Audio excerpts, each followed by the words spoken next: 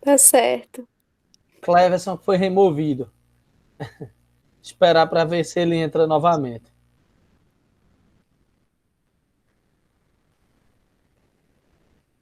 Então vamos lá. Ó. Hoje a gente vai tratar do módulo 4 do nosso curso de extensão Neoliberalismo e Necropolítica, notas sobre a contemporaneidade. Amanhã nós teremos o módulo 5 já, que é no módulo 5, onde nós vamos tratar do outro conceito principal desse curso, que é o conceito de necropolítica, que a gente vai tratar amanhã. Mas hoje, o nosso módulo 4 ele é intitulado O Retorno à Lógica Comunitária, Liquidez, Redes Sociais e Governança de Algoritmos. Olha só, o objetivo da gente hoje é tentar fazer uma relação de uma espécie de... O nosso, só adicionar aqui, Cleverson. Pronto, chegou. Vamos lá. O nosso objetivo hoje é tentar fazer uma relação entre a ascensão de uma série de movimentos ultranacionalistas, racistas, neofascistas, de supremacia branca que nós temos no mundo contemporâneo, com uma transformação nas nossas relações sociais causadas pelo desenvolvimento tecnológico, principalmente pelo surgimento das redes sociais e por uma espécie de manipulação do comportamento coletivo a partir da inteligência artificial, ou seja, dos chamados algoritmos. Eu acho que vocês já ouviram falar. Para a gente tentar construir essa nossa análise rapidinha sobre essa característica do mundo contemporâneo, eu vou usar 3 obras que eu disponibilizei para vocês.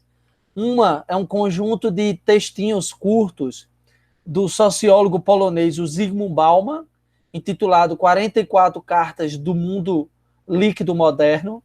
O outro é um livro pequenininho, mas muito intenso e muito importante, escrito por um pensador jamaicano, radicado na Inglaterra, chamado Stuart Hall, que é a identidade cultural na pós-modernidade, um livro maravilhoso, inclusive, indicado tanto para a galera que está no ensino médio, quanto para a galera que está lá no ensino superior, que é uma boa introdução. E um livro maravilhoso e bem recente, publicado pela editora Boitempo, chamado Tecnopolíticas da Vigilância, Perspectivas da Margem. Esse livro ele tem uma série de estudos, de artigos, sobre as novas estratégias de vigilância no capitalismo atual, a partir do desenvolvimento da tecnologia virtual, a partir do que eles chamam de Big Data, de algoritmos, de drones, de satélites e assim sucessivamente. Então, é um livro bem robusto, um livro bem importante, bem massa mesmo. Então, quem tiver interesse, depois procurar, eu disponibilizei um texto desse livro, chamado O que é Governança de Algoritmos. Então, para a gente começar nosso debate, vamos começar pelo livro do Stuart Hall, certo? A identidade cultural na pós-modernidade. Os capítulos 5 e 6 do livro, que é o que a gente vai tratar nesse momento, eles vão fazer uma relação entre a intensificação do processo de globalização, ou seja, como o mundo, principalmente depois do fim da União Soviética, em 1991, onde aquela ordem bipolar de mundo, o mundo dividido em 2 blocos, ou até em 3, né? O mundo capitalista, o mundo socialista, e os países não alinhados, que surgiram ali na Conferência de Bandung, em 1955, na Guerra Fria, esse mundo dividido dessa forma, ele entra em extinção com o final da União Soviética. A queda do Muro de Berlim em 1989 já é uma representação simbólica de como esse mundo bipolar ele entra em decadência. E aí a gente vai ter em 91, com o fim da União Soviética, uma expansão do modelo capitalista de sociedade. Nós vamos ter o bloco capitalista ele intensificando o processo de globalização, onde o mundo que já passava por um processo de integração cultural, econômica, de deslocamento, de fluxo migratório de pessoas, O mundo já passava por esse processo de integração desde o início da era moderna. Mas o que é que vai acontecer a partir dos anos 90? Nós vamos ter um processo de globalização, de integração, de formação de um mundo em rede, numa intensidade jamais vista até então. E isso vai estar muito relacionado com o intenso desenvolvimento econômico e tecnológico. Porque o que é que vai acontecer a partir dos anos 90? Nós vamos ter um intenso desenvolvimento de novas formas de produção industrial e uma grande intensidade no desenvolvimento do conhecimento científico, principalmente conhecimento científico que se transforma em tecnologias de transporte e tecnologias de comunicação. E aí, como um sociólogo espanhol chamado Manuel Castells, ele chamou a atenção, um dos grandes divisores de águas dessa nova ordem a partir dos anos 90 é o desenvolvimento do ciberespaço, é o desenvolvimento da internet. A internet ela vai possibilitar a decadência definitiva das fronteiras espaciais entre os países, entre os povos. Você não precisa mais se deslocar materialmente do Brasil para a Inglaterra. Esse deslocamento ele pode ser feito numa espécie de espaço paralelo, a partir de uma série de tecnologias de informação e comunicação, chamadas de TICs, como computador, tablet, smartphone, redes sociais, blogs, sites, Snapchat, Facebook, Twitter, Instagram, e assim sucessivamente. E a partir dessas tecnologias eu posso ter contato com o que acontece na Inglaterra, experiências com a cultura britânica sem precisar ir lá. E a demora que eu vou levar do Brasil para a Inglaterra, ela vai estar relacionada à qualidade da conexão da minha internet e da minha tecnologia, do meu aparelho. Então, nós vamos ter um mundo onde o contato entre várias culturas, entre vários povos, se intensifica. Se intensifica de tal ponto de que lá no começo dos anos 90, alguns pensadores cogitaram que, com o passar do tempo, a cultura dos países capitalistas ocidentais, principalmente a cultura dos Estados Unidos, iria se expandir pelo mundo, diminuir o poder das culturas locais, e nós teríamos mais ou menos uma aldeia global. O que é isso? O globo, de tão globalizado, ele se transformaria numa espécie de aldeia. O que é uma aldeia? É quando os indivíduos de uma comunidade têm crenças, comportamentos, projetos de vida semelhantes, parecidos. Então, na crença do começo dos anos 90 é de que, com o passar do tempo, as culturas dos países mais ricos terminariam dominando, tanto por interesses econômicos como por interesses culturais, os outros países. Certo? Por quê? O que é que está acontecendo nesse momento? Aquelas identidades locais, identidades nacionais, ou seja, a cultura britânica, a cultura do American Way of Life, a cultura da identidade brasileira, a cultura de povos do leste europeu, de povos asiáticos, segundo essa lógica, essa cultura ela passaria a ser suprimida, diminuída, em prol de uma cultura global. Um mundo globalizado geraria uma cultura global. Isso não quer dizer que isso não aconteceu. Aconteceu. Certo? Houve um enfraquecimento das fronteiras nacionais? Houve. É só vocês pensarem no momento, como a gente está vendo agora, de pandemia. Ora, o vírus não é um problema só da China. Se tornou um problema mundial. Porque há um grande fluxo de pessoas nesse novo mundo, levando doenças, informações, poder financeiro para várias localidades do mundo. Então, as fronteiras, os estados nacionais se enfraqueceram. É verdade. Só que qual é o primeiro questionamento que o Stuart Hall faz no livro dele? O fato de a globalização ter se intensificado, de ter ocorrido uma hiperglobalização, não necessariamente gerou uma homogeneização cultural. Ou seja, aquela ideia de uma aldeia global, ela não se concretizou. Mesmo existindo uma cultura global, as culturas locais continuaram a existir, continuaram a se multiplicar, e nós chegamos ao ponto de presenciar hoje uma reivindicação de vários movimentos conservadores de retorno às tradições, de retorno às identidades nacionais. Então, segundo Stuart Hall, não houve o desaparecimento da identidade nacional. E ele aponta 3 motivos para isso. Ele diz, o mundo não se homogeneizou, não virou uma única cultura, por quê? Primeiro, olha aí no slide, a globalização caminha em paralelo com o reforçamento das identidades locais. Embora isso ainda esteja dentro da lógica de compressão espaço-tempo. O que é que o Hall ele defende? Ele diz, o mundo foi se globalizando. Culturas locais se expandiram para o mundo todo. Mas culturas locais continuaram existindo e continuaram se fortalecendo. Óbvio que dentro da lógica global. Inclusive, algumas identidades e algumas culturas locais, elas foram valorizadas a partir de uma espécie de fetiche econômico. É só você pensar, por exemplo, comida japonesa. O regime alimentar dos japoneses, certo? O cane, o salmão cru, e assim sucessivamente, os temakis e tal. A cultura japonesa, ela se expandiu para o mundo todo. Ela continua identificada com a cultura japonesa, mas ela passou a ter uma outra lógica dentro do mundo globalizado, porque, por exemplo, chega aqui no Japão, chega aqui no Brasil, no Nordeste, comida japonesa, a gente vai num restaurante japonês, a gente vai comer comida japonesa lá como? Da mesma forma que no Japão? Não. Na nossa comida japonesa terá queijo, mel de engenho, manga, cream cheese, ou seja, ingredientes que possivelmente não tem na forma como eles comem no Japão.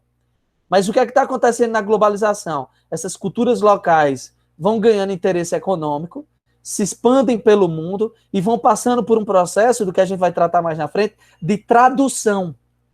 Ela ganha características da cultura onde ela chega e tem contato, ao mesmo tempo ela mantém elementos da sua cultura de origem, dando origem a uma espécie de nova cultura, de nova prática cultural. Então, ao invés do mundo ter tido uma cultura única, o que é que está acontecendo nesse momento? Uma fragmentação cultural. O mundo vai se tornando cada vez mais plural, certo? Um outro elemento que faz com que nós não tenhamos uma cultura única, segundo o Stuart Hall, é de que a globalização é um processo desigual, tem sua própria geometria de poder. Ou seja, a expansão de uma cultura global, de uma economia global, ela vai acontecer de formas diferentes, dependendo do território, do povo, da inserção desse povo e desses governos nas relações de poder. Então, a forma como a globalização chega na África, por exemplo, nos países de África, dos povos de África, é de uma maneira diferente da forma como a globalização tem atingido o Brasil, que já é diferente da forma como a globalização atinge a União Europeia e atinge os Estados Unidos. Certo? Isso está relacionado a um jogo, uma disputa de poder diferente. Você pode ver um exemplo muito clássico disso na questão do fluxo de mercadorias e de comida. É só você parar para pensar que, por exemplo, os Estados Unidos exporta para o Brasil agrotóxicos para serem utilizados no nosso cultivo de grãos, de soja, de milho e assim sucessivamente, que eles não usam lá, que é proibido lá. Como se a nossa produção ela pudesse estar embebida de um consumo de agrotóxicos, como se a população brasileira ela tivesse mais sujeita a adoecimento do que outros povos do mundo. Porque não existe uma ideia de igualdade. Você para pensar, por exemplo, no nosso frango. O frango de primeira, ele vai para a União Europeia. Mas o frango que apresenta determinados problemas ou dúvidas da sua condição de higiene ou sanitária, eles ficam no Brasil e são transformados em embutidos, como presunto, salsicha, linguiça e assim sucessivamente. A gente consome. Então, há sempre uma relação desigual nessa ordem mundial. Globalização, criar um mundo em rede, não significa uma relação de igualdade entre os povos.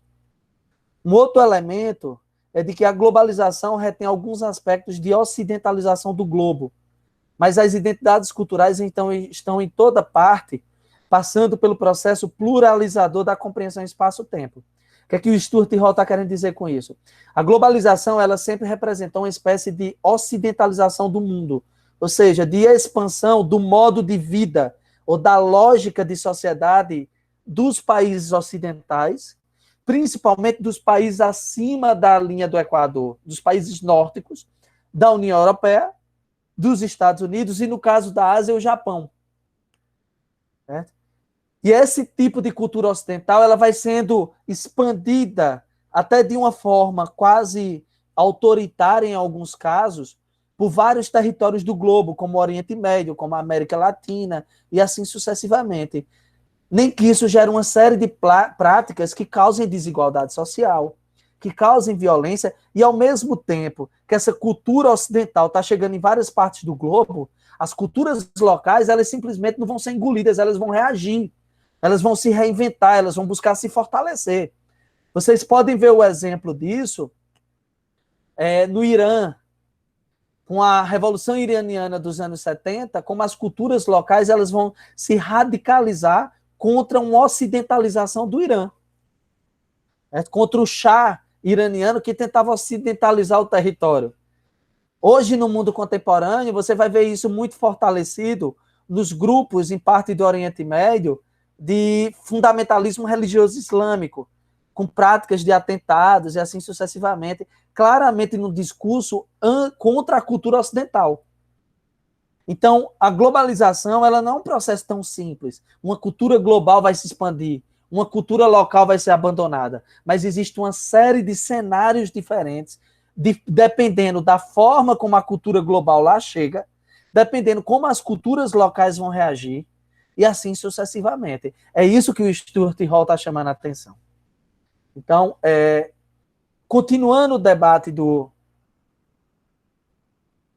Stuart Hall, ele vai chamar a atenção para dois conceitos, para a gente tentar entender como as culturas locais elas reagem a essa expansão de uma cultura global, ocidental, capitalista, de consumo, de domínio dos meios de comunicação sobre os desejos das pessoas, a forma de viver, de comportamentos, e assim sucessivamente. E aí o Hall ele chama a atenção para uma coisa. Um dos primeiros elementos da expansão de uma cultura global são os processos de tradução cultural. São aquelas pessoas que, por algum motivo, vão sair dos seus países, das suas culturas locais, vão se deslocar para outros países, e quando chegam lá, eles vão assimilar características da cultura nova, mas vão manter características da cultura antiga. E aí eles misturam esses elementos, criando um modo de vida, um modo de viver, que nem é global, nem é local. Ou seja, é resultado do que a gente vai chamar de um hibridismo cultural. Vão surgir uma série de novas culturas caracterizadas por esse hibridismo. O que é hibridismo? É mistura. É o mesmo exemplo que eu dei para vocês da comida japonesa ainda agora. A comida japonesa de uma determinada forma, que consumida aqui no Nordeste, ganha características da cultura local. E aí ela é uma cultura híbrida, é uma cultura misturada. É uma cultura com várias características diferentes. Há uma transferência da cultura global para local e da local para global. Isso a gente vai ver muito claramente no modo de vida de grupos que passaram por processo migratório após a Segunda Guerra Mundial da África e da Ásia para a Europa. Porque se vocês lembrarem de uma coisa, vamos lembrar aqui comigo de um elemento histórico, principalmente durante o século XIX, durante a Segunda Revolução Industrial, na busca de sustentar o crescimento do capitalismo industrial naquela época, em busca de matéria-prima e de mercado, o que é que acontece? As potências industrializadas elas vão estabelecer um processo de domínio sobre povos da África, da Ásia e da América, chamado de imperialismo e neocolonialismo.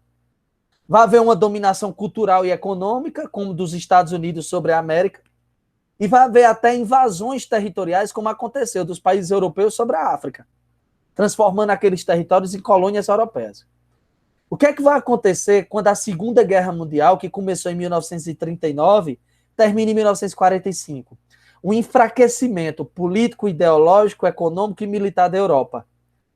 Nesse processo, o que é que vai acontecer após o fim da guerra em 45? Os povos de África e os povos asiáticos vão começar movimentos de independência, como aconteceu na Índia, com Mahatma Gandhi, como aconteceu na criação do Paquistão, como aconteceu nos processos de independência da Indochina, lá no Vietnã, no Camboja, em Laos, como aconteceu numa série de territórios africanos, na Guerra da Argélia, na África do Sul, e assim sucessivamente. Vai acontecer uma série de movimentos onde esses países vão buscar independência em relação à Europa. Só que o que é que acontece? Quando a Europa sai da África, a Europa sai e deixa que os povos africanos resolvam os problemas deixados pelos europeus lá, como a criação de uma série de milícias, a dominação de etnias sobre outras, a ocupação de algumas etnias sobre os exércitos e sobre os governos. Então, vai estourar uma série de movimentos de perseguições religiosas, de guerra civil, de massacres étnicos, de falta de comida, de fome, e assim sucessivamente. Então, o que é que vai acontecer com povos africanos e asiáticos vão ver nessa condição? Vários grupos perseguidos ou vivendo em péssimas condições vão abandonar esses territórios e vão migrar para países europeus. É só vocês lembrarem da presença de nigerianos, de turcos na Alemanha, em Londres, de argelinos na França, de sul-africanos na Inglaterra, de alguns outros povos, de povos, de alguns povos asiáticos, indianos para a China, para o Japão. O que é que vai acontecer com esse processo migratório? Esse cara que saiu do seu território, que ele consegue entrar em outro país, ele vai ver sua cultura, seu modo de viver passar por uma tradução. Ele não vai assimilar a cultura exatamente do povo que ele encontrou, mas ele não vai abandonar também, porque ele não vai abandonar características da cultura local. Mas a forma como ele vivia anteriormente não fica intacta, porque ele vai assimilar características como língua, roupa, comportamento, cultura, história dos povos que eles são inseridos. Então vai haver uma mistura, surgindo novas formas de viver. Então a tradução gera culturas com várias casas, histórias. Elas são relacionais e são políticas.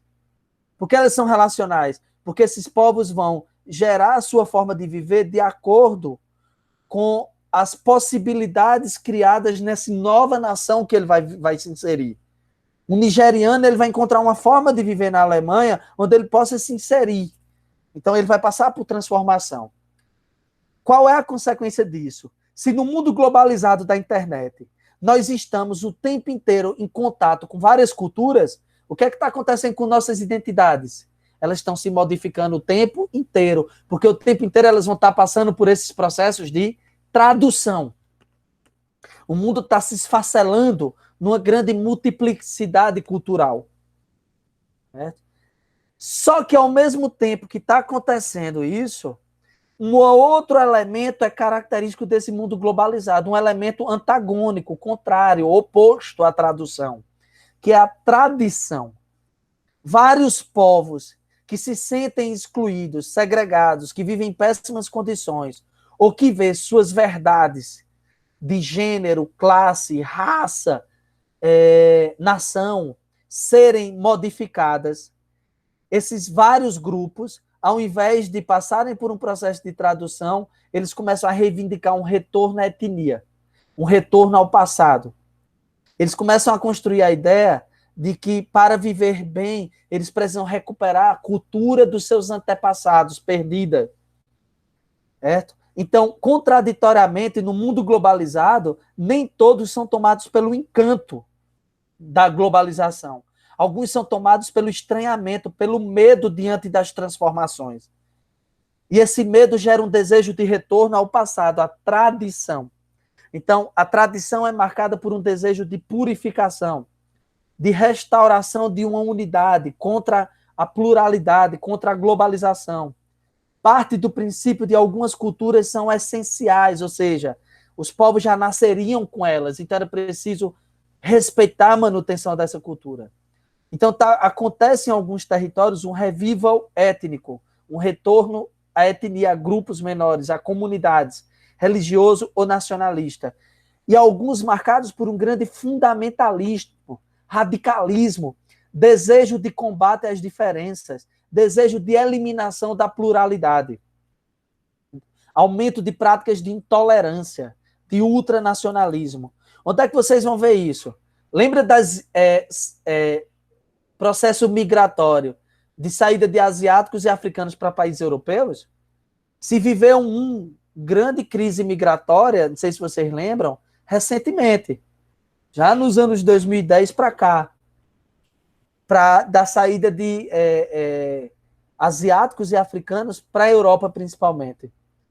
E diante desse contexto, não sei se vocês lembram, vai ascender na Europa uma série de líderes políticos conservadores de extrema-direita, defendendo a expulsão dos imigrantes, dos estrangeiros, dos seus países, para preservar a segurança, a cultura nacional, a família, a história de suas nações. É só vocês lembrarem, ó, o Donald Trump nos Estados Unidos foi eleito com essa ideia. Um dos slogans do Donald Trump é fazer a América voltar a ser grande, retornar o ASP a uma sociedade branca, de cultura anglo-saxã e protestante, apoiado por uma série de grupos conservadores brancos de classe média alta que financiaram e ajudaram na campanha do Donald Trump. Grupos de supremacia branca. É só vocês lembrarem de que o Trump é eleito após os Estados Unidos ter seu primeiro presidente negro, que é o Barack Obama. O Trump é eleito após uma ascensão dos movimentos feministas e de diversidade sexual, os movimentos LGBTQI. E o Trump é eleito no momento onde os Estados Unidos passam por uma transformação demográfica, onde acredita-se que até 2025 a população branca nos Estados Unidos vai passar a ser minoria em vários territórios em relação à população de asiáticos, de latinos, de africanos, de negros. Então isso gerou um desejo de tradição, de retorno, como se isso fosse possível.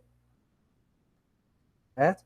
Se você for pensar outros territórios do mundo, você pode pensar na margem desse mundo globalizado, o Oriente Médio, onde a chegada do Talibã ao poder lá no Afeganistão, por exemplo, com o discurso de retorno ao Corão, à Guerra Santa, combate aos infiéis, de que colocava os costumes da família, de Alá, em risco.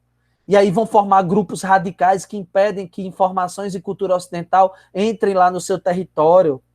Vão começar a punir pessoas que têm sexualidades, práticas de gênero diferentes dessa vertente distorcida do islamismo que o Talibã defendia. Isso é um revival étnico, um retorno ao radicalismo. Então, o que explicaria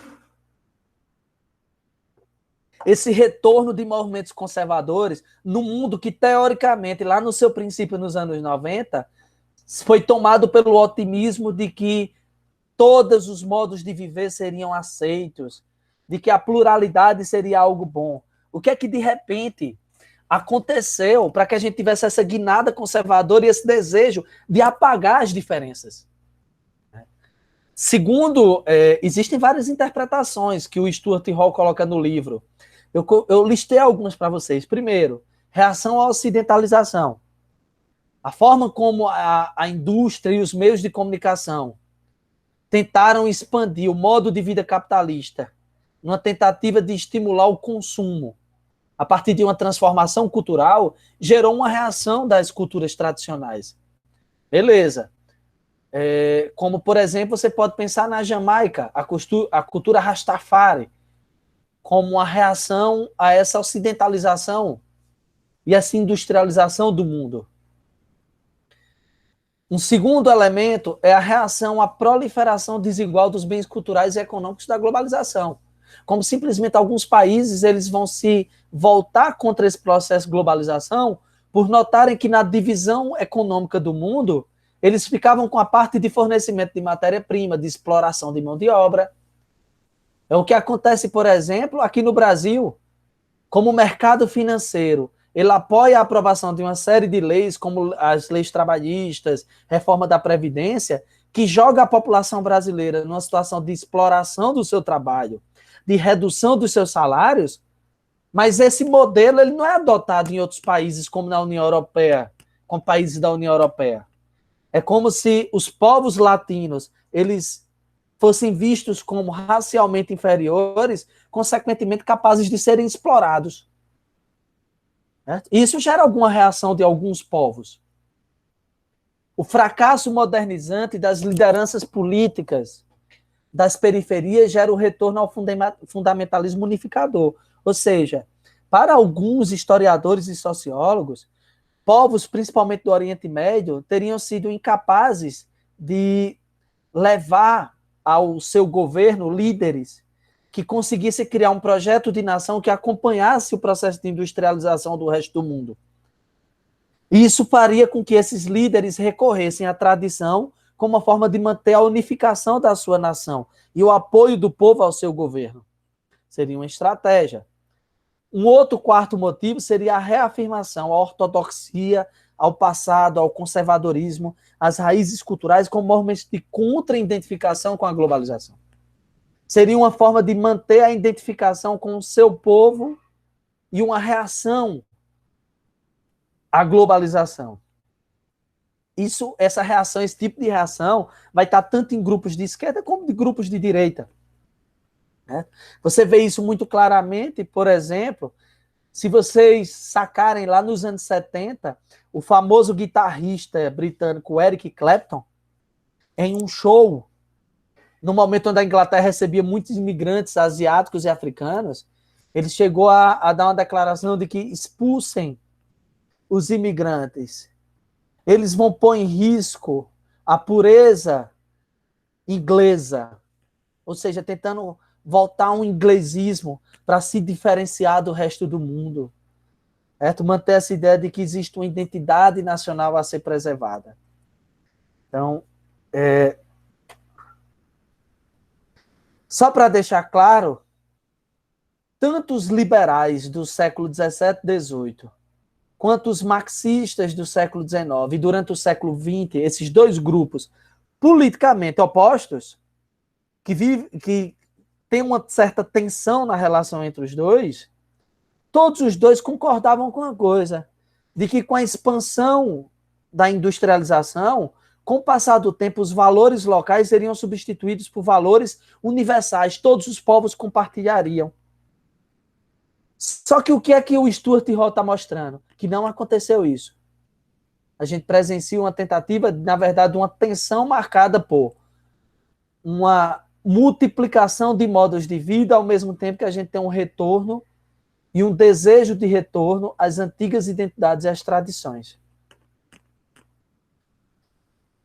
Todo esse processo de globalização, de crise das identidades nacionais, de modificação constante do comportamento, a gente pode fazer uma relação com a ideia do Zygmunt Bauman, sociólogo polonês, que lá no começo dos anos 2000, ele disse de que o desenvolvimento tecnológico, o desenvolvimento econômico, o desenvolvimento científico e a globalização era tão intensa que as transformações de comportamento e de modo de viver faziam o mundo parecer líquido.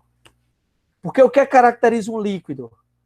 Ele é da forma do recipiente que ele está. Se eu pegar essa água que está aqui nesse copo e virar, ela imediatamente vai escorrer. Porque algo que é líquido não tem forma. Ele muda o tempo inteiro. Ele flui.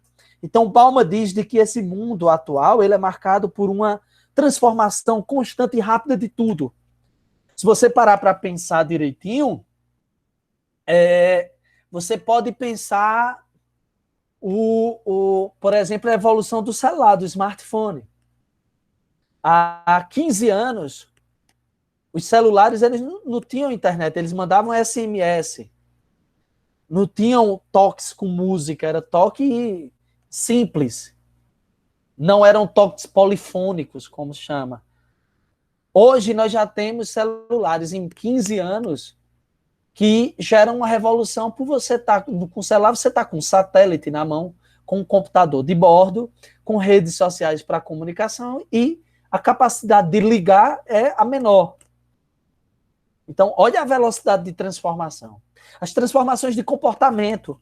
Se vocês pararem para pensar, há 10 anos a gente vivia, há 15 anos, 10 anos a gente vivia um clima de otimismo, de que o mundo progredia, de que as doenças seriam controladas, de que os problemas de locomoção seriam superados, de que a economia progredia. E de 2008, 2010 para cá, a gente entrou numa grande decadência e de pessimismo político, econômico e cultural. Então, tudo muda muito rápido no mundo contemporâneo. Qual é a consequência disso, segundo Bauman? Isso pode gerar um encantamento com essas mudanças, com as novidades, principalmente tecnológicas, mas, ao mesmo tempo, isso gera um grande clima de insegurança, porque nada parece sólido o suficiente para a gente se apegar. Até construir um projeto de vida se torna inseguro, porque o mundo pode mudar e o nosso projeto não servir mais. Consequentemente, isso gera um clima de insegurança. Por que eu estou dizendo isso? Porque quando as sociedades são tomadas por um clima de insegurança, o que é que acontece historicamente? Elas começam a abandonar a ideia de liberdade e da democracia e começam a reivindicar governos mais autoritários como uma forma de criar um clima de estabilidade. Por isso que está esse pêndulozinho, ó, se movendo aí na tela de vocês. É a ideia da dia de pendular. É uma lógica de um historiador britânico chamado Eric Hobsbawm, que o Zygmunt Bauman citou, para dizer que a história política do mundo é como se fosse um pêndulo simples, ó, para um lado e para o outro. O que é que está aqui no extremo de um pêndulo? O desejo de liberdade, marcado pelas democracias. O que é que está do outro lado do pêndulo? O desejo de segurança, marcado pelas ditaduras. E na lógica desses pensadores, a gente nunca conseguiu equilibrar um modelo de sociedade que garantisse segurança e liberdade ao mesmo tempo. Então, o que é que terminou acontecendo? A gente o tempo inteiro esteve passando de um extremo a outro. E isso pode simbolizar um risco para o modo como nós vivemos hoje. Ó. Porque vamos lá. O que é que acontece? Vamos fazer uma linha histórica rápida. Quando termina a Idade Média, o mundo medieval, lá na sua crise, século XIV e XV, com a peste, as cruzadas, a fome, as revoltas camponesas. Todo esse clima de insegurança leva ao poder o desejo por segurança representado nos reis absolutistas, que são governos autoritários. O pêndulo esteve aqui desse lado. Quando esses reis absolutistas entram em crise e toda a violência usada por eles, a decapitação e esquartejamento, ao invés de gerar segurança, gerou medo, passou-se a desejar liberdade. Então, o que é que acontece? Século XVII, XVIII e XIX, os ideais liberais e industriais levam um pêndulo para o outro lado, que é o desejo por liberdade.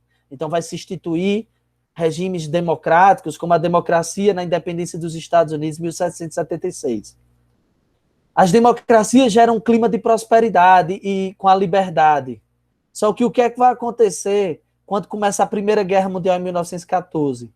As democracias entram em decadência e o desejo por liberdade é substituído pelo desejo de segurança e paz após a Primeira Guerra terminar em 1918. Então, o que é que vai acontecer em 1918? O mundo é tomado novamente por um desejo de segurança. E quem é que chega ao poder? Governos nazifascistas de extrema direita, prometendo estabilidade, segurança, paz e nacionalismo. Então vai chegar ao poder Hitler em 1933 na Alemanha, Mussolini em 1922 na Itália, Salazar em 1932 em Portugal, Francisco Franco em 1939 na Espanha, entre outros, uma série de líderes radicais. Getúlio Vargas aqui no Brasil durante o Estado Novo, e assim sucessivamente. Quando termina a Segunda Guerra Mundial, em 1945, que o mundo é tomado pela crise existencial do Holocausto, da guerra, da ascensão nuclear, da Guerra Fria entre União Soviética e Estados Unidos, o desejo por segurança é tomado por um desejo de quê? Liberdade. E aí uma série de territórios do mundo voltam a presenciar uma ascensão da democracia, que aqui no Brasil vai vir mais tardiamente, por causa da ditadura militar que iniciou em 64, e os movimentos pró-democracia só crescem nos anos 80. Nos anos 90 e começo dos anos 2000, a gente vive um otimismo democrático, com a ascensão de democracias no mundo, principalmente no Ocidente. O que é que vai acontecer com as crises a partir de 2008 e o sentimento de caos gerado pela globalização e principalmente com a ascensão das redes sociais? Se deseja de novo segurança e nós presenciamos nesse exato momento a ascensão de movimentos em defesa de ditaduras, de ultranacionalismo, de perseguição a estrangeiros, a LGBTs, a grupos de diversidade de gênero, ou seja, uma ascensão radical representada pelo Trump nos Estados Unidos, pelo Bolsonaro no Brasil, pelo Pinheira no Chile, Marine Le Pen na França, pelo o Viktor Orbán na Hungria, pelo Boris Johnson na Inglaterra, uma série de líderes políticos que vão chegar ao poder agora prometendo o quê? Segurança e retorno às identidades. E isso vai ser muito agravado quando esses discursos conservadores, misóginos, racistas, xenófobos, eles vão ganhar um instrumento para poder se expandir e capturar o sentimento de revolta coletivo e assim poder chegar ao poder como senadores, deputados, conseguir cargos públicos, como presidente da República, em tribunais e assim sucessivamente. Tudo isso vai ter uma relação com a expansão e a globalização da internet e do ciberespaço. Porque a internet, ela modifica a relação das sociedades com a informação. Principalmente a partir das redes sociais, vocês devem convir comigo que a internet, ela parece um mundo infinito para que a gente possa conquistar experiências. Diferente das gerações dos anos 80 para trás, onde para poder ter acesso a um determinado conhecimento e informação, era preciso ter acesso a uma biblioteca, a uma instituição educacional como escola, universidade, a viagens, livros e assim sucessivamente. Na geração da internet, nós temos uma grande quantidade de informações o tempo inteiro, ou seja, é o mundo da saturação. Nós estamos saturados de informação no Facebook, no Snapchat, no Instagram, nos sites, no Twitter, nos livros, nos módulos, nas escolas, na televisão, em todo canto. Essa informação em grande quantidade, para que a gente possa ser inserido nesse mundo. Nós não temos tempo de nos aprofundar em nada. Então, o tempo inteiro eu tenho que aprender algo novo e abandonar o que é antigo, para ser considerado alguém empreendedor que acompanha esse mundo. Então, a informação é em grande quantidade e superficial. Se ela é superficial em grande quantidade, ela é curta. Nós esquecemos rapidamente o que nós vimos hoje para adquirir uma nova informação. Então, a informação contemporânea, ela é em excesso, superficial, curta e rápida. Como é que eu vou ver esse caráter, a informação com esse caráter? Basta você parar para pensar, antes de dormir, quanto tempo você passa vendo a timeline, a linha do tempo do seu Instagram. E quantas das informações que você viu na timeline passando antes de dormir, você lembra hoje. É só você parar para pensar a forma como a geração atual ela se posiciona politicamente. Nós temos uma geração que é capaz de citar 5 autores num texto de Facebook, sem ter lido os livros de nenhum desses autores, apenas pelo que eles viram em publicações de Twitter, ou em determinados sites, ou em vídeos de YouTube. Ou seja, nós sabemos muito de forma superficial e nós, de fato, conhecemos quase nada. Isso tem gerado uma espécie de arrogância do mundo contemporâneo. E, além de uma arrogância, isso gera uma outra característica. Por quê? As pessoas, elas deixam de ser espectadores. Isso é uma ideia de um sociólogo, o Manuel Castells, que escreveu um livro chamado Redes de Esperança e de Indignação. E nesse livro ele diz o seguinte: nós estamos exatamente na geração das redes sociais, que ela deixou de ser apenas espectador, como era a geração dos anos 90, por causa da televisão, que era aquele que, assim como assistia à televisão, assistia à vida política e participava da política apenas a partir do voto. Ela era passiva. A geração que nasce na era da internet, ela já cresce cognitivamente com o desejo de interagir com tudo. A criança, quando vai assistir televisão pela primeira vez, ela tenta tocar na tela, igual ela faz no computador. Então, esse desejo de interação gera um fenômeno. Qual é? Todo mundo opina sobre tudo o tempo inteiro, no Instagram, no Facebook, em tudo. É como se as pessoas formassem sua maneira de enxergar o mundo a partir de publicações. Só que de maneira muito superficial. Então, ao invés de receber uma informação, assimilar ela, pensar sobre ela, pesquisar mais, me aprofundar, para aí sim construir uma visão sobre o mundo, não, algo me chega, me parece interessante, eu apenas compartilho. Nós não conseguimos passar da informação para o conhecimento, nós apenas compartilhamos informação o tempo inteiro. Numa espécie de propagação de informação como um vírus. Daí vem a palavra viralizar, porque uma pessoa compartilha algo, mais 3 compartilha, mais 10 compartilham amigos, mais 300, e assim uma informação pode viralizar e chegar ao mundo inteiro em pouco tempo. Só que qual é o problema? Quais informações tendem a viralizar mais rápido? As mais polêmicas, superficiais, violentas, ou aquelas que são mais responsáveis, que requer mais tempo para pensar? Se o mundo é rápido, eu não paro para pensar, eu compartilho aquilo que me chama mais atenção. E o que é que tem chamado mais atenção no mundo globalizado? O radicalismo, principalmente os radicalismos de extrema direita, chamado de direita, ou se não de direita alternativa, que não é nem aquela direita tradicional, mas é uma direita de rede social formada principalmente por jovens, que vão compartilhar ideias violentas, ideias distorcidas, que geram um certo sentimento coletivo de justiça, de segurança, em prol da nação, da heterossexualidade, da branquitude, e assim sucessivamente. Então você vai presenciar ideias absurdas nas redes sociais, como ideias de orgulho hétero, de que não houve ditadura no Brasil, de que não há racismo, de que existe racismo reverso.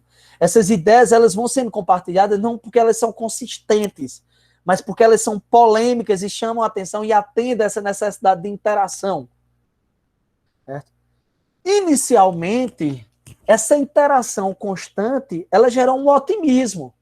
Por quê? Porque em alguns países, foi o Twitter, o Facebook, o Twitter que nasceu lá em 2004, 2006, que gerou manifestações de rua em prol da democracia e derrubou ditaduras na Primavera Árabe em 2011, no Egito, na Tunísia e assim sucessivamente.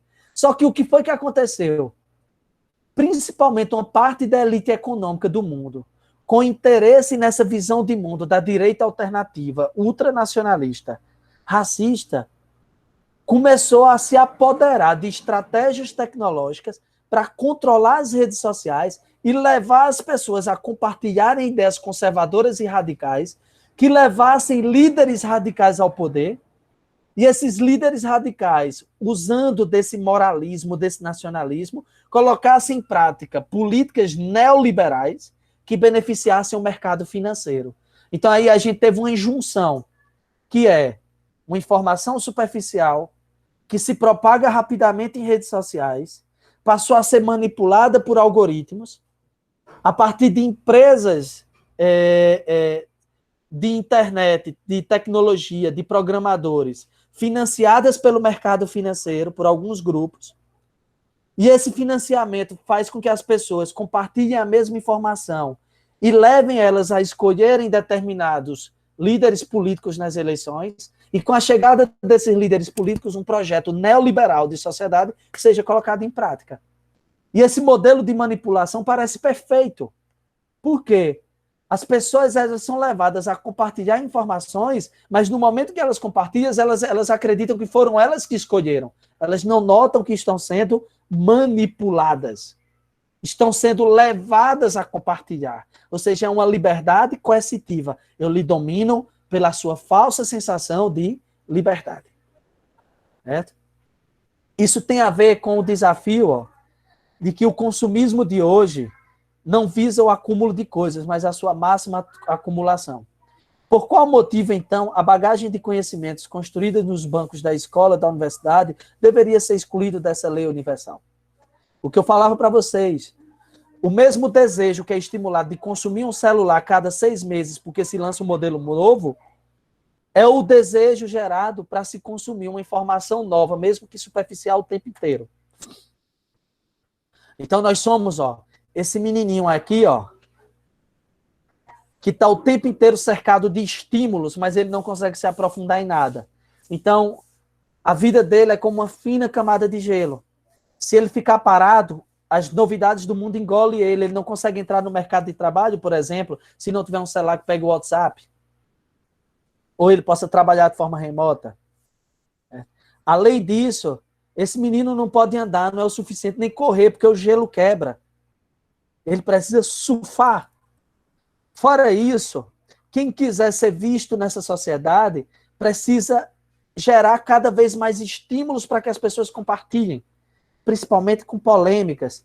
Então, professores, jornalistas são transformados nessa espécie de peixinho, ó, que é o engasga-gata, que para ele ser visto, ele solta uma tinta vermelha para chamar a atenção das fêmeas. Que é como se professores, advogados, juízes, blogueiros, digital influencer, eles estivessem o tempo inteiro querendo chamar atenção a partir de visuais, de informações superficiais e de polêmicas. E isso vai se transformar num problema quando? Quando eu disse para vocês, quando alguém nota que esse mundo caótico das redes sociais pode ser controlado com fins econômicos e, posteriormente, com fins políticos. Então, se percebe que se pode utilizar a inteligência artificial para traçar o perfil das pessoas que estão nas redes sociais, usando as informações que elas fornecem a sites, a bancos de dados, a redes sociais como Facebook, Instagram, Twitter, ou até mesmo em sites de compra, e a partir dessas informações, rastrear a ação delas nas redes sociais e bombardeá-las com informação dos seus interesses. Isso vai ser feito a partir de algoritmos. O que são algoritmos? Olha, lê aqui comigo. Os algoritmos são basicamente um conjunto de instruções para realizar uma tarefa, produzindo um resultado final a partir de algum ponto de partida. Atualmente, os algoritmos embarcados em sistemas e dispositivos eletrônicos são incumbidos cada vez mais de decisões, avaliações e análises que têm impactos concretos em nossas vidas. Teoricamente, o que é o algoritmo? É um instrumento de programação, onde eu traço um passo a passo para chegar em um determinado objetivo.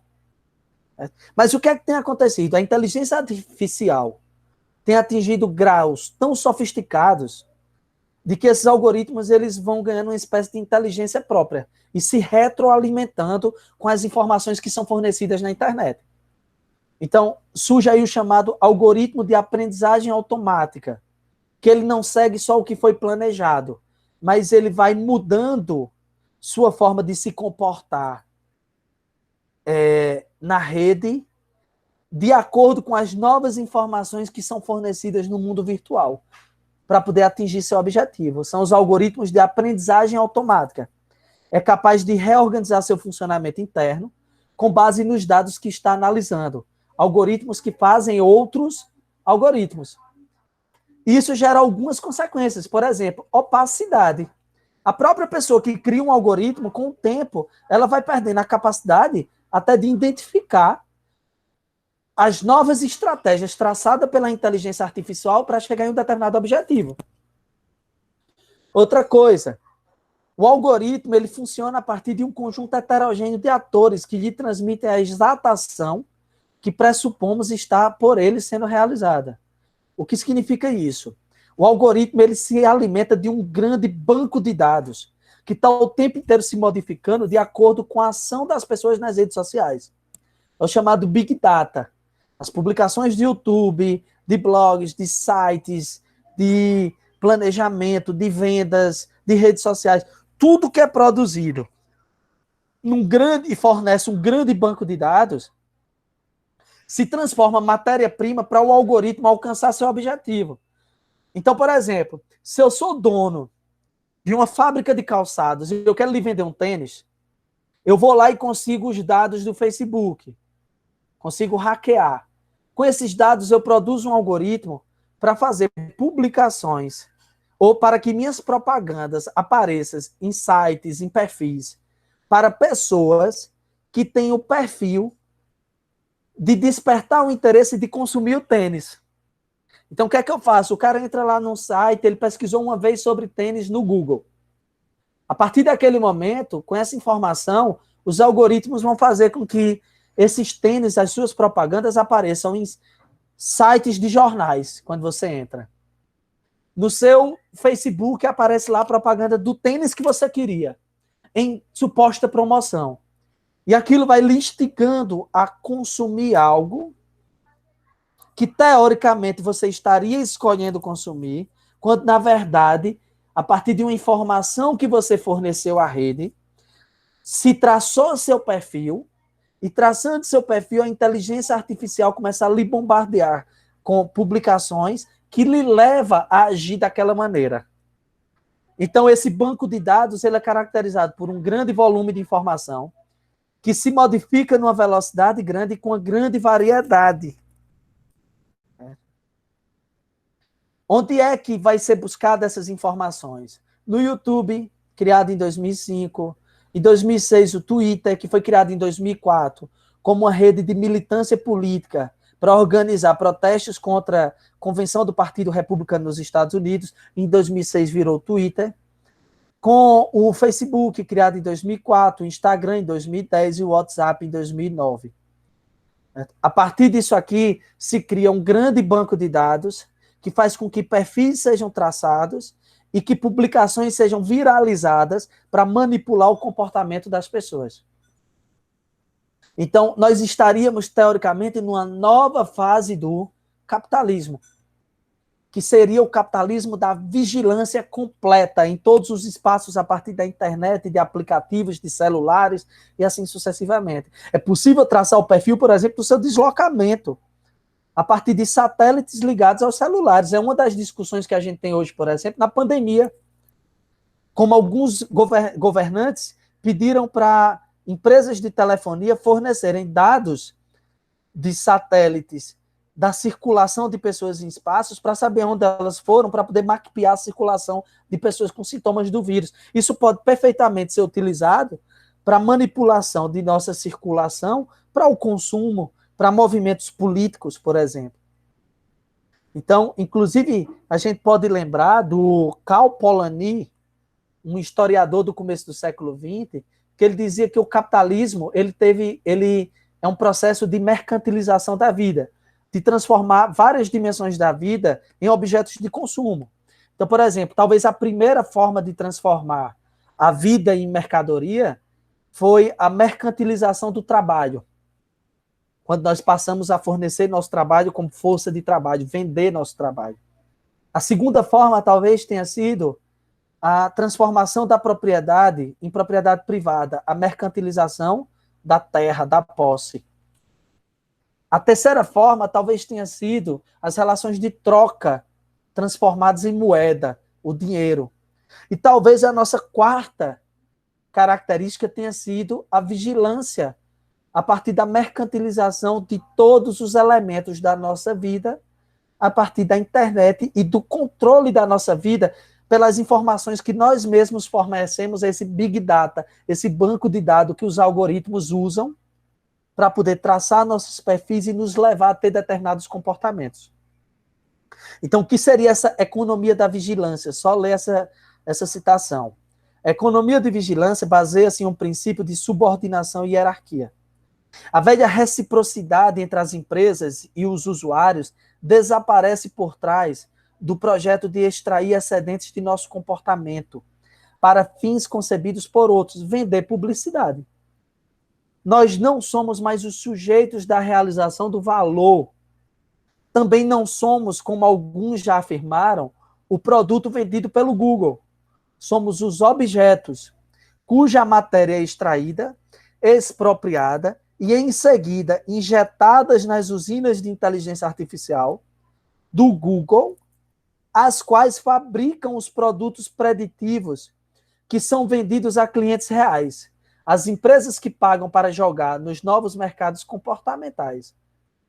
Então, você pode ver, por exemplo, um dos primeiros grandes experiências disso foi lá o Pokémon Go, que as pessoas baixaram.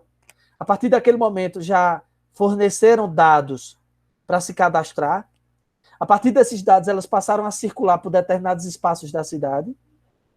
E o Pokémon Go vendeu o conhecimento que ela tinha sobre as pessoas para algumas empresas. Então, as pessoas foram levadas a capturar Pokémon em frente a lojas, em frente a determinadas marcas, e foram levadas a ter contato com determinadas coisas.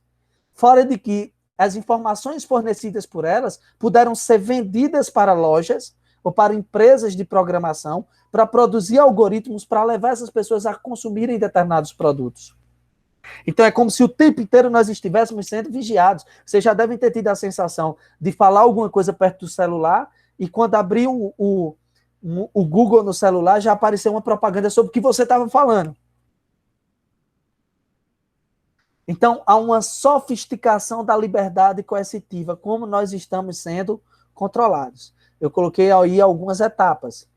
Chamo de economia de ação os processos inventados para isso. Softwares configurados para intervir em situações da vida real sobre pessoas e coisas reais. Essas intervenções têm o objetivo de aumentar a certeza, influenciando certos comportamentos. Elas ajustam, adaptam, manipulam, envolvem por efeito de grupo e impulsionam. Realizado sob o disfarce da personalização, grande parte desse trabalho consiste em uma extração intrusiva dos aspectos mais íntimos do nosso cotidiano. A experiência humana é mercantilizada pelo capitalismo da vigilância para renascer como comportamento. Traduzidos em dados, estes assumem seu lugar na fila interminável que alimenta as máquinas concebidas para fazer predições que se comprometem e se vendem. Ou seja, nós mesmos fornecemos as experiências que depois vão nos controlar com a falsa sensação de que nós que estamos escolhendo comprar, nós que estamos escolhendo compartilhar determinada informação, quando na verdade nós somos colocados dentro de uma bolha, onde os algoritmos levam a gente ver as mesmas coisas compartilhadas nas redes sociais o tempo inteiro, para que dentro desse universo a gente compartilhe o que nos interessa, mas nós já estamos sendo levados a compartilhar a mesma coisa o tempo inteiro como se fosse algo novo. Então existe uma falsa sensação de liberdade. Eu opino politicamente, mas quem disse que você não está sendo levado a ter aquela determinada opinião política? Por que eu estou dizendo isso? Porque se inicialmente essa estratégia de controle dos comportamentos, a partir de algoritmos, ela é feita com interesse econômico, hoje ela tem se configurado e ela é feita também por interesse político, ou até religioso, ou até conservador. Ou seja, grupos conservadores conseguiram entender de que pode-se produzir inteligência artificial para levar pessoas a votar em determinados candidatos e fazer determinadas manifestações. Isso foi testado, por exemplo, pela Cambridge Analytica, uma empresa que hackeou perfis de milhões de pessoas no Facebook, muitos fornecidos pelo Facebook. Inclusive, eu indico desde já, eu acho que é Privacidade Hackeada, um documentário que tem na Netflix sobre isso. Testaram em governos asiáticos e africanos em eleições, depois foram usados para a eleição do Donald Trump, onde 2 anos antes começam a hackear perfis, gerar informações e ideias políticas ligadas a determinado grupo e começam a viralizar essas opiniões para pessoas com perfis com tendência a aderir ao radicalismo. E as pessoas vão sendo bombardeadas por essas publicações a partir de robôs, de inteligência artificial. E todos os dias elas são levadas a compartilhar ideias dentro do mesmo universo, dentro da mesma forma de pensar o mundo. Certo? E elas vão ser bombardeadas a partir do seu próprio perfil hackeado. E essa publicação vai levar elas a ter determinado comportamento, compartilhar determinadas ideias e optar por determinado candidato nas eleições quando ela chegar. Essa estratégia foi usada pelo Donald Trump e a mesma empresa ela serviu para o desenvolvimento da campanha eleitoral, por exemplo, do Jair Bolsonaro aqui no Brasil. E uma coisa que vai ficar clara nesse processo, que é uma grande ameaça ao regime democrático, porque esses líderes vão chegar ao poder a partir do compartilhamento de informações por robôs, que levam pessoas a compartilharem essas ideias de maneira superficial e tomá-las como verdade, gerando o que a gente chama de pós-verdade. Porque eu acredito em algo. Porque algo é verdadeiro. Porque eu acredito, não necessariamente porque é verdadeiro. Então as pessoas vão começar a compartilhar as famosas fake news, notícias falsas. E a partir de notícias falsas, autoritárias, misóginas, nacionalistas, uma série de conquistas humanitárias, como proteção de refugiados, como conquista de direitos reprodutivos para mulheres, conquistas de visibilidade para LGBTs, de ideais democráticos, começam a ser ameaçados. Então você vê que no Brasil, por exemplo, circulam fake news em torno de kit gay, mamadeira, entre aspas, mamadeira de piroca, de bolsa para de grandes enriquecimentos ilícitos de alguns políticos, inclusive com até processos jurídicos contra pessoas motivados por fake news que nem os próprios juízes conseguem entender que é mentira, que é fake news. A gente chegamos ao ponto de que metade quase da população brasileira acredita que a Terra é plana. Tudo isso num processo de manipulação com interesse político e econômico. Então, mesmo o voto sendo livre e secreto, ele passa a ser manipulado pelas redes sociais. Coloquei aqui, ó, verdade, penso, logo existo. Pós-verdade, acredito, logo estou certo. Aqui, ó, dois carinhas na beira da Terra. Ah, então é aqui que termina a Terra plana, no abismo da estupidez. Nós temos uma população que compartilha informações que é contra ela mesma. População pobre que compartilha ideias de reforma trabalhista contra ela. População de pessoas que estão chegando à velhice que compartilham ideias de fim de direitos previdenciários. Então nós temos as pessoas dentro de um buraco de um canhão, acendendo um canhão contra a própria cabeça. Somos apoiadores dos nossos próprios coveiros por estar sendo manipulados por eles. E aí isso faz acender líderes como a Marine Le Pen na França, Donald Trump nos Estados Unidos, o Brexit, a saída do Reino Unido da União Europeia já foi comprovadamente feito a partir de uma manipulação a partir de algoritmos. A ascensão de figuras toscas, radicais, violentas, superficiais, misóginas e antidemocráticas, ditatoriais, como Olavo de Carvalho, aquele padre Paulo Ricardo, entre outros, armamentistas nas redes sociais. Então, nós vivemos num mundo do qual nós ainda não aprendemos a viver sobre ele, mas é preciso pensar as dificuldades para tentar desenvolver estratégias. Esse é um dos objetivos dessa aula. Então, a gente conclui por aqui a nossa aula. Vou parar a apresentação e abrir para vocês fazerem perguntas ou colocações, caso queiram.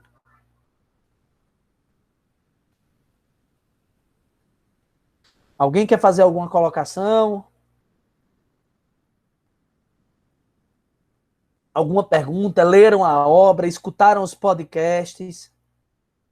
Fizeram uma atividade que tem podcast lá bem interessante, tem vídeo sobre. Então, pessoal, já que ninguém tem alguma colocação para fazer, nós vamos estar encerrando a nossa aula, tá certo? Agradeço a presença de vocês hoje, essa aula está gravada. Ela vai ser fornecida lá no ambiente virtual. Um grande abraço e até amanhã. Amanhã nós vamos falar sobre necropolítica. É uma aula massa, um conceito bem interessante. Grande abraço. Valeu, minha gente.